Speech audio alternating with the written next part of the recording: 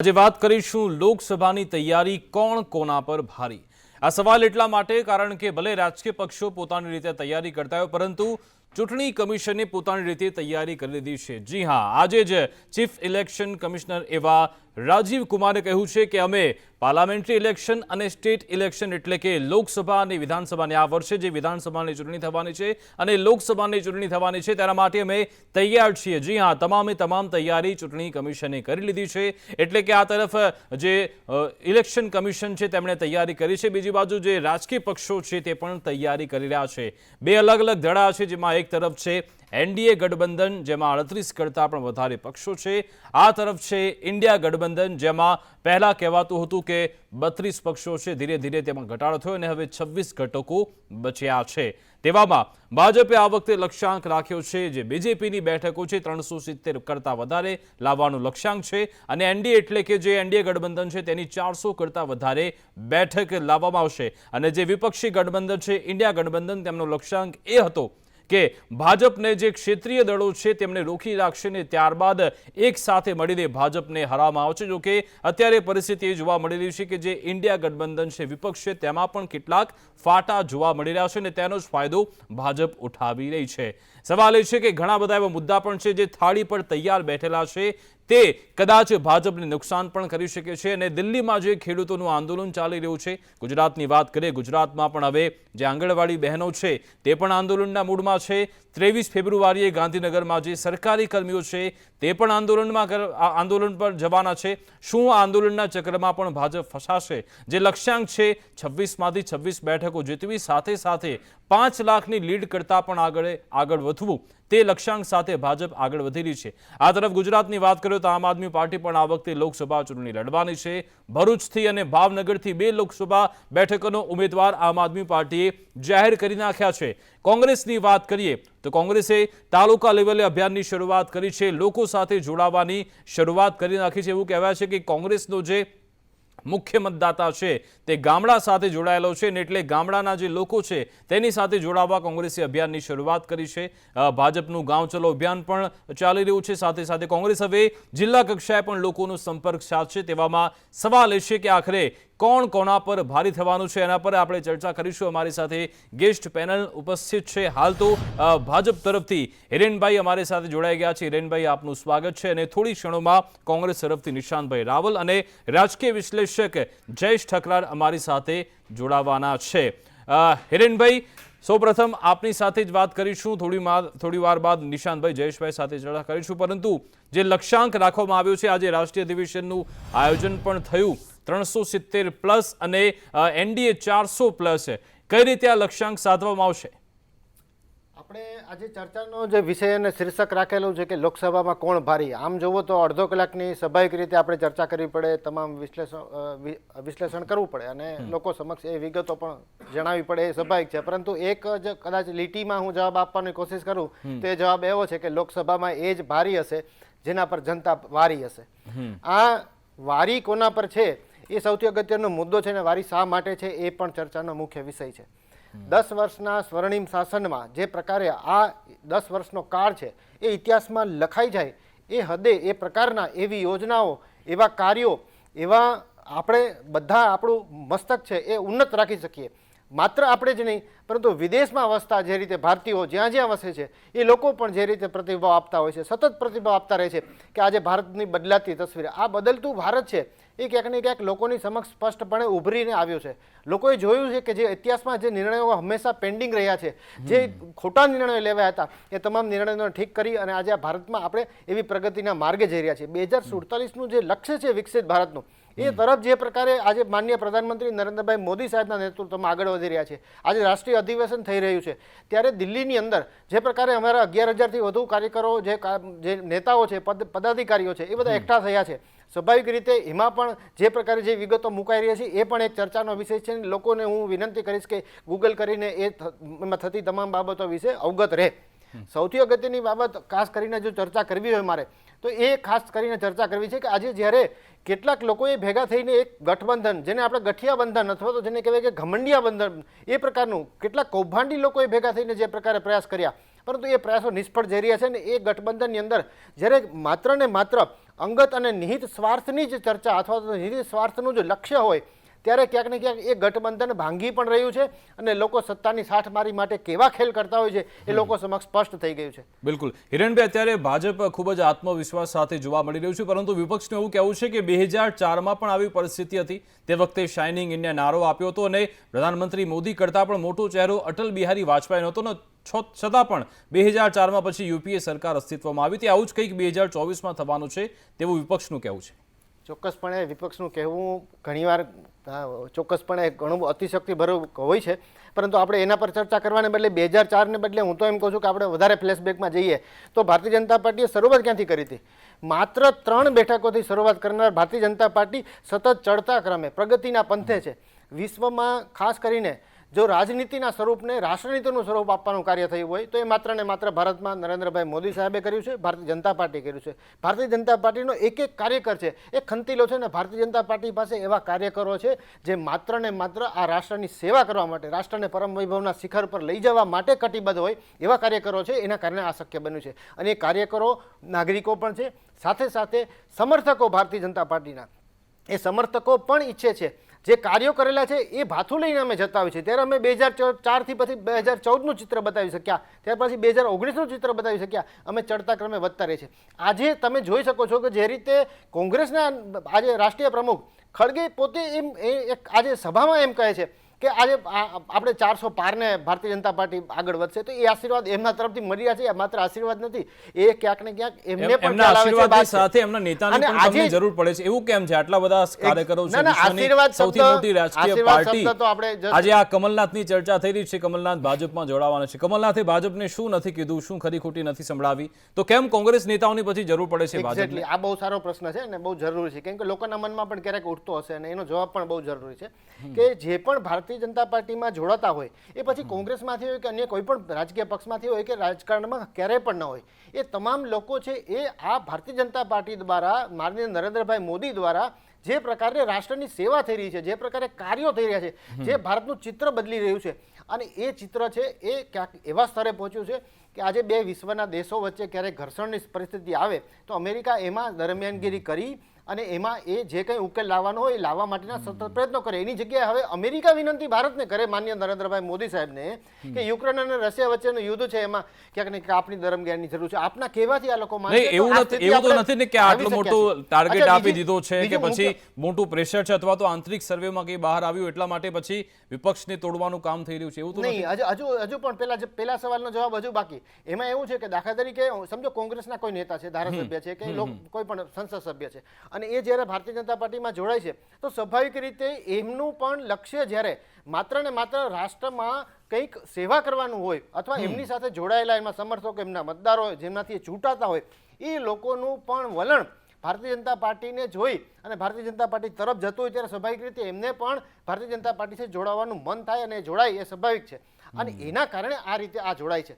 બિનશરતી અને કોઈ પણ પ્રકારની લાલચ કે કોઈ પણ પ્રકારની ડર આપ્યા વિના આ ભારતીય જનતા પાર્ટીમાં જોડાય છે. એ સૌથી મોટું પ્રમાણ છે કે ભારતીય જનતા પાર્ટી છે એ રાષ્ટ્રની સેવા માટે થઈને કટિબદ્ધ છે. બિલકુલ. નિશાંત રાવલ પણ અમારી સાથે જોડાઈ ગયા છે, જયેશભાઈ ઠકરાર પણ જોડાઈ ગયા છે.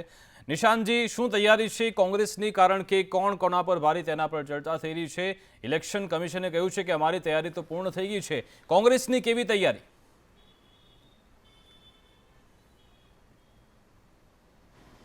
વિકાસભાઈ, સૌપ્રથમ તો કહેવા માંગીશ કે જ્યાં સુધી ભારતીય જનતા પાર્ટીનો ગમન તોડે નહીં ત્યાં સુધી આ દેશના નાગરિકો માટે કોંગ્રેસ પાર્ટી સંઘર્ષ છોડે નહીં.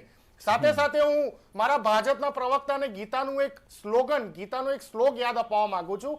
કર્મ નેવાધિકારી રાસ્તર્થે માં ફલેશુ કદાચન માં ફર્મ ફૂલે તું ભૂર્મા તે સિંગો કર્મ નિયત. એનો મતલબ એ છે કે ગીતામાં લખેલું છે કે કર્મ કરતા જાઓ, ફળની આશા ના રાખો. કોંગ્રેસ પાર્ટીએ હંમેશા દેશની જનતા, દેશની પ્રજા, ગુજરાતની જનતા, ગુજરાતની પ્રજા માટે કામ કર્યું છે. અમે ક્યારે પણ ચૂંટણી લક્ષી પાર્ટી નથી. ભારતીય જનતા પાર્ટી મોદીના નામે ચૂંટણી લડે છે, કોંગ્રેસ પાર્ટી મુદ્દાના નામે ચૂંટણી લડે છે.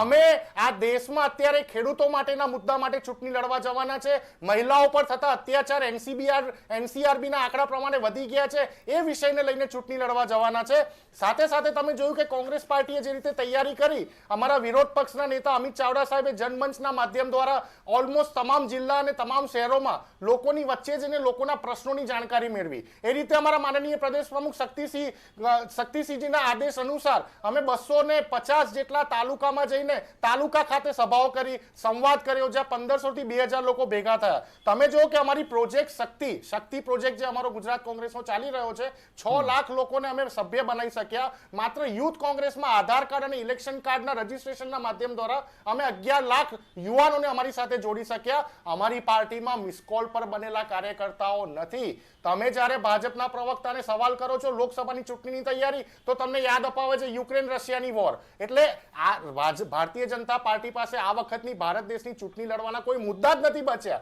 સાથે સાથે તમે જો કે એમને કૌભાંડી લોકોની વાત કરી કે કોંગ્રેસમાં તો કૌભાંડી લોકો. અરે ભાઈ, કોંગ્રેસના કૌભાંડી લોકો તો છોડો, તમે તો તમામ પાર્ટીઓના કૌભાંડી લોકોને તમારામાં સામેલ કરીને ઉપનેતા બનાયા, મુખ્યમંત્રી બનાયા, ઉપમુખ્યમંત્રી બનાવી રહ્યા છો, મંત્રીઓ બનાવી રહ્યા છો. અશોક ચૌહાણ મહારાષ્ટ્રના કોંગ્રેસના નેતા કદ્દાવર, એના ઉપર આદર્શ ગોટાલાનો આરોપ તમે જ લગાવ્યો હતો. અને બીજા દિવસે આટલું તો હડક પદુરા થઈ ગયા કે બીજા દિવસે તો રાજ્યસભાની ટિકિટ આપી દીધી આ ભારતીય જનતા પાર્ટીએ. મહારાષ્ટ્રમાં ભારતીય જનતા પાર્ટી પાસે કોઈ સુદ્ધા નેતા નથી બચ્યા. ભાડુઆતી નેતાઓ લેવા પડે, NCP ના નેતા લેવા પડે, શિવસેનાના નેતા લેવા પડે, JDU સાથે ફરી વખત ગઠબંધન કરવું પડે. શું બોલ્યા હતા? દરવાજા બંધ થઈ ગયા છે નીતિશ કુમાર માટે. આવી policy less Bharatiya Janata party. તમે નીતિશ કુમારની વાત કરી, આ જે નીતિશ કુમાર જે ઇન્ડિયા ગઠબંધન જેમણે ભેગું કર્યું, નિશાંતભાઈ, આ જ નીતિશ કુમારે ઇન્ડિયા ગઠબંધન ભેગું કર્યું હતું, એ તમારી રણનીતિમાં સામેલ હતા. બધી જે ગુપ્ત બેઠકો હતી તેમાં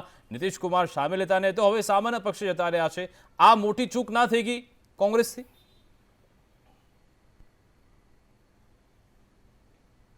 અમારા કરતા વધારે તો ચૂક ભારતીય જનતા પાર્ટી મારે થઈ છે કે નીતિશ કુમારને કૌભાંડી કહેતા હતા, નીતિશ કુમારને જંગલરાજ કહેતા હતા, અને એમને બળજબરીથી થૂકેલું ચાટવું પડ્યું નીતિશ કુમારને પોતાના ગઠબંધનમાં લઈને. ઇન્ડિયા ગઠબંધનમાં જે લોકો હજી પણ મજબૂતાઈથી છે, શિવસેના છે, અમારી આમ આદમી પાર્ટી સાથે ચર્ચા ચાલુ છે, મમતા બેનર્જી જોડે ચર્ચા ચાલુ છે, DMK અમારી સાથે ખડે પગે ઊભું છે, GMM ઝારખંડમાં અમારી જોડે ખડે પગે ઊભું છે. આ તમામ લોકોની સાથે રહીને અમે લોકસભાની સીટ મમતા બેનર્જી ના પાડી રહ્યા છે, અખિલેશ યાદવ પણ એટલી બેઠકો આપવા નથી માંગી રહ્યા. મમતા બેનર્જીએ સીટો માટે ના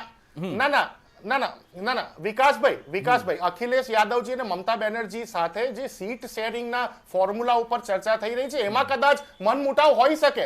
એ ઇન્ડિયા ગઠબંધનમાં નથી, એવું ક્યારે પણ અધિકૃત સ્ટેટમેન્ટ નથી અખિલેશજીનું આવ્યું, નથી મમતાજીનું આવ્યું. હવે ગુજરાતની વાત કરીએ આપણે. ગુજરાતમાં ભરૂચ અને ભાવનગરના આમ આદમી પાર્ટીએ પોતાના ઉમેદવાર જાહેર કરી નાખ્યા. શું કોંગ્રેસ સાથે ચર્ચા થઈ હતી આ બાબતે?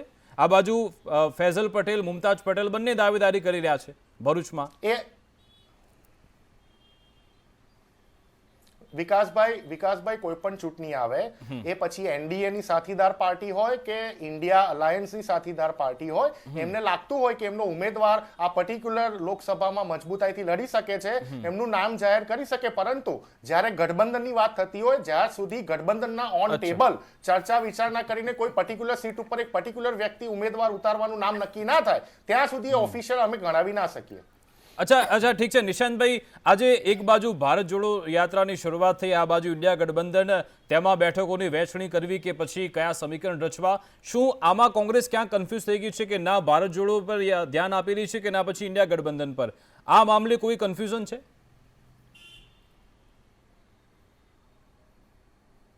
ના, બિલકુલ કોઈ કન્ફ્યુઝન નથી. કોંગ્રેસ પાર્ટીની તમામ પ્રકારની કમિટીઓની રચના થઈ ગઈ છે.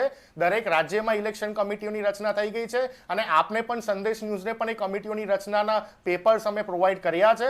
ભારત જોડો ન્યાય યાત્રા એક આખો અલગ વિષય છે. દેશના લોકોને, દેશના આદિવાસીઓને, દેશના દલિતોને, દેશના બિછડા જાતિના લોકોને, દેશના ગરીબોને, ખેડૂતોને, મહિલાઓને ન્યાય અપાવવા માટેની યાત્રા છે. આ બાજુ જ્યારે ગઠબંધનની ચર્ચા થાય છે, તો અમારી એક અલગથી સેપરેટ ટીમ છે, રાજ્ય વાઇઝની ટીમ છે, જે અમારી સાથી પાર્ટીઓ સાથે ચર્ચા વિચારણા કરીને સીટોનું ડિક્લેરેશન આગામી સમયમાં બિલકુલ કરશે. પરંતુ ચૂંટણી કમિશનની ચૂંટણી જાહેર કરવાની પણ અમે રાહ જોઈ રહ્યા છે. I think Bharatiya Janata party પણ રાહ જોઈ રહી હશે અને આખો દેશ રાહ જોઈ રહ્યો હશે. એટલે હજી ઘણો સમય બાકી છે અને એ દિવસોમાં સ્પષ્ટ તમારી પાસે એક નીતિ આવી જશે કે કોંગ્રેસ પાર્ટી એકલી કેટલી સીટો ઉપર લડશે અને અમારા સાથી ગઠબંધનના સાથીઓ કઈ કઈ સીટો ઉપર લડશે. બિલકુલ. જયેશભાઈ, આપની પાસે આવવા માંગીશ. આજે ચીફ ઇલેક્શન કમિશનરે એવું કહ્યું રાજીવ કુમારે કે અમે બધી જ તૈયારી કરી લીધી છે.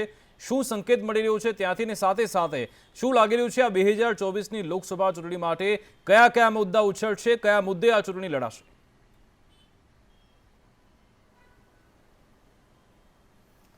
સૌપ્રથમ તો દેશમાં મુદ્દા નથી એવું નથી, મુદ્દા તો ઘણા બધા છે, પરંતુ જે રીતે ભાજપનો અશ્વમેઘ જેને કહી શકાય, જે એમનો રથ દોડી રહ્યો છે અત્યારે, એ આપણે જોઈ શકીએ છીએ કે 11,500 લોકો જે રીતે ભારત મંડપમાં એકત્ર થાય અને 370 બેઠકનો લક્ષ્યાંક રાખવામાં આવે ભાજપ માટે અને 400 બેઠક એનડીએની, અને એવા સમયે આપણે જોઈએ કે જે રીતે કોંગ્રેસના પ્રવક્તા કહી રહ્યા છે કે કોંગ્રેસ પણ પૂરજોશમાં તૈયારી કરી રહી છે, પરંતુ એક વાત સ્પષ્ટપણે એ પણ સ્વીકારશે કે કોંગ્રેસ ઘણા બધા મુદ્દાને રજૂ કરે છે, પરંતુ લોકોના વલણમાં ગમે તે હોય, બદલાવ હોય, કોંગ્રેસના મુદ્દા એટલા અસરકારક રીતે સાબિત નથી થઈ રહ્યા. બેરોજગારી ચોક્કસપણે દેશમાં મુદ્દો છે, દેશમાં ઘણી બધી સમસ્યા છે. સામા પક્ષે તમે ભાજપ જે રીતે કોંગ્રેસના લોકોને, ઇન્ડિયા ગઠબંધનના નેતાઓને જે રીતે તોડે છે, પછી નીતિશ કુમારનો મુદ્દો હોય કે અશોક ચૌહાણનો મુદ્દો હોય, બધા લોકો સમજે છે કે નો લંચ ઇઝ ફ્રી. ભાજપના પ્રવક્તા ભલે કહે કે દેશના વિકાસ માટે બધા લોકો જોડાઈ રહ્યા છે. રાજકારણમાં અત્યારે નૈતિકતા જેવું બિલકુલ કશું જ નથી. ગીવ એન્ડ ટેકની નીતિ છે અને જે લોકો જોડાઈ રહ્યા છે એમને કાં તો પોતાની ટિકિટ મળવાની નથી, પોતાની ખુરશી ટકે એમ નથી, અથવા તો એમના બીજા હિતો છે એટલે જોડાઈ રહ્યા છે.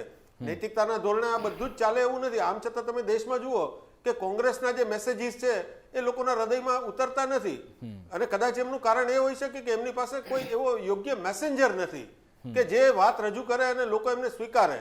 અને મોટાભાગે તો નેતૃત્વનો એક બહુ મોટો કદાચ દુકાળ પ્રવર્તી રહ્યો છે. જે રીતે ભાજપ અને એનડીએ એમના નેતા નરેન્દ્ર મોદીની વાતોને લોકો સ્વીકારે છે, ઘણી બધી વખતે આપણને એવું લાગે કે એકમાત્ર માર્કેટિંગ અને સ્ટ્રેટેજી અને હાઉ ટુ વિન, કેવી રીતે ચૂંટણી જીતવી, માત્ર એક મુદ્દા ઉપર જ ભાજપ કામ કરે છે અને એમાં શામ દામ દંડ ભેદ બધી જ નીતિને અપનાવે છે અને દેશના સુજ્ઞ લોકો ઘણું બધું સમજતા પણ હોય છે. આમ છતાં કોંગ્રેસ જ્યારે આ મુદ્દા ઉઠાવે છે ત્યારે મતના રૂપમાં એને કન્વર્ઝન મળતું નથી, મતો મળતા નથી એ બધી બાબતોના. એટલે એ રીતે જોઈએ તો કોંગ્રેસે એ સમજવાની જરૂર છે, કારણ કે જ્યારે ઇલેક્શન આવે છે ત્યારે મોટાભાગે કોંગ્રેસના નેતાઓ પોતે એકજૂટ થઈ અને અસરકારક રીતે કોઈ મુદ્દાને ઉઠાવી શકતા નથી. બાકી લોકો તો વિપક્ષના મુદ્દાને સાંભળવા પણ તૈયાર છે. જેમ કે અગાઉ જ્યારે રાહુલ ગાંધીની પહેલી યાત્રા નીકળી ત્યારે એમને પ્રચંડ પ્રતિસાદ મળેલો.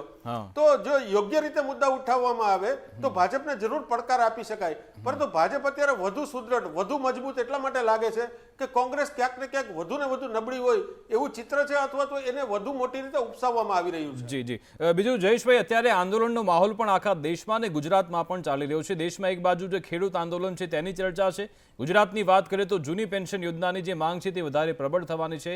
આંગણવાડી મહિલા કાર્યકરો છે તે પણ છે, જે શિક્ષિત બેરોજગારો છે તે પણ આંદોલનના મૂળમાં છે.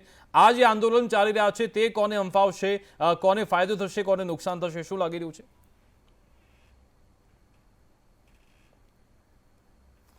વિકાસ, ખરેખર તો મુદ્દા મેં આપને કહ્યું એમ ઘણા બધા છે, પરંતુ જ્યારે ઇલેક્શનની અને મુદ્દાઓને મતમાં પરિવર્તિત કરવાની વાત આવે છે ત્યારે તમે જોજો કે ભાજપે એવા મોટા મોટા મુદ્દા ઊભા કર્યા છે કે એની સામે બીજા મુદ્દા કે જે ખરેખર જ લોકસ્પર્શી મુદ્દાઓ જેને ગણી શકાય. તમે જુઓ કે ભાજપના નેતાઓ જ્યારે પણ પ્રચાર કરશે ત્યારે મોટાભાગે G20ની વાતો કરશે, કાં તો 370ની વાત કરશે, રામ મંદિરની વાતો કરશે. એમની પાસે ભાવનાત્મક મુદ્દાઓ છે. 125 કરોડથી વધુની વસ્તીવાળા દેશમાં તમે કોઈ પણ એક મુદ્દો લો જે પ્રજાલક્ષી હોય તો એ બધા જ લોકોને સ્પર્શતો નથી એવું આપણે ત્યાં પુરવાર થઈ ગયું છે. તમે જ્યારે આંકડાની માયાજાળ કે જીડીપીની વાતો કરશો તો ચૂંટણીમાં એ ચાલતું નથી. એટલે ભાજપે એક કોમ્બિનેશન કર્યું છે, યોજનાઓનું કોમ્બિનેશન કર્યું કે જે લોકોને સ્પર્શે એવી યોજનાઓ, અને એ યોજનાઓને ફરી વખત એનું રિવિઝન જેમ પરીક્ષામાં વિદ્યાર્થીઓ કરે એમ જુઓ તમે બૂથ સુધી એમના કાર્યકરો પહોંચી અને વારંવાર લોકોના મનમાં એ સમજાવવાના પ્રયત્ન કરી રહ્યા છે કે ભાજપે કેટલી બધી યોજના કરી અને મોદી કી ગેરંટી. એમના સૂત્રો પણ તમે જુઓ, સરસ મજાના માર્કેટિંગની રીતે લોકોને યાદ અપાવે છે કે અમે આ બધું કર્યું. એમની પાસે એવા મુદ્દા છે કે જે ગ્રાઉન્ડ લેવલ સુધી સ્પર્શે, તદુપરાંત એક ભાવનાત્મક મુદ્દાઓ પણ ઊભા કરે છે. હવે કોઈ પણ શાસક પક્ષ અને એ પણ 10 વર્ષ એમની 2 ટર્મ પૂરી થઈ છે ત્યારે એમની પાસે કરવા જેવું ઘણું બધું, કહેવા જેવું ઘણું બધું છે. અને 10 વર્ષ સુધી તમે વિપક્ષમાં રહેતા હો અને સતત તમે પરાજય જોતા હો તો સાયકોલોજીકલી પણ કોંગ્રેસ માટે આ મુશ્કેલ પરિસ્થિતિ છે. બિલકુલ. પરંતુ રાજકારણમાં એવું નથી, કોઈ પણ જગ્યાએથી કોઈ પણ પક્ષ ફિનિક્સ પંખીની જેમ ઊભો થઈ શકતો હોય છે. બિલકુલ. ચર્ચાને અંત તરફ લઈ જઈએ છીએ. હિરેનભાઈ, હવે ભાજપની શું રણનીતિ રહેશે? કારણ કે આજે રાષ્ટ્રીય અધિવેશન મળ્યું છે, કયા લક્ષ્યાંક સાથે, કઈ રણનીતિ સાથે ભાજપ આગળ વધશે? બિલકુલ 10 વર્ષનું ભાથું અમારી પાસે છે અને સાથે સાથે વિકસિત ભારતનું જે લક્ષ્ય છે એને કેવી રીતે આંબીશું એના જે ખાસ કરીને મુદ્દાઓ છે એની ચર્ચા અહીંયા થવાની છે. આ ઉપરાંત ખાસ કરીને જ્યારે ભારતમાં આજે આટલા 11,000-11,500 કાર્યકરો ત્યાં ભેગા થયા હોય તો ભારતીય જનતા પાર્ટીના પ્રત્યેક કાર્યકર પાસે પણ જે કંઈ પણ ભાથું છે એ ત્યાં એ લોકો પ્રસ્તુત કરવાના. સાથે સાથે મારે એક ખાસ વાત અહીંયા ઠકરાર સાહેબની એક હાઇલાઇટ કરવી છે કે જે સુગ્ન લોકો છે, ખાસ કરીને સુગ્ન લોકોની વાત કરીએ તો સુગ્ન લોકો દ્વારા પણ જે કંઈ પણ જોવામાં આવે છે એ માત્ર ને માત્ર છે એ સાચો વિકાસ શું થયો છે જોવામાં આવે છે. જો સુગ્ન લોકો પ્રબુદ્ધ લોકો છે તો સ્વાભાવિક રીતે પ્રબુદ્ધ લોકો છે એ તમામ વસ્તુઓ જોતા હોય છે. અમે માત્ર હાઇલાઇટ કરવાના કે ભાવનાત્મક મુદ્દા તરફ વાત નથી કરતા. બિલકુલ. અમે સમય ઓછો છે હિરેનભાઈ. જી. આરોગ્ય, શિક્ષણ અને રોજગાર તમામ પાયાના જે મુદ્દાઓ છે એ મુદ્દાઓને પણ અમે લોકો સમક્ષ લઈ જઈએ છીએ. નિશાંતભાઈ, કઈ રીતે કોંગ્રેસ ભાજપનો વિજય રથ રોકશે?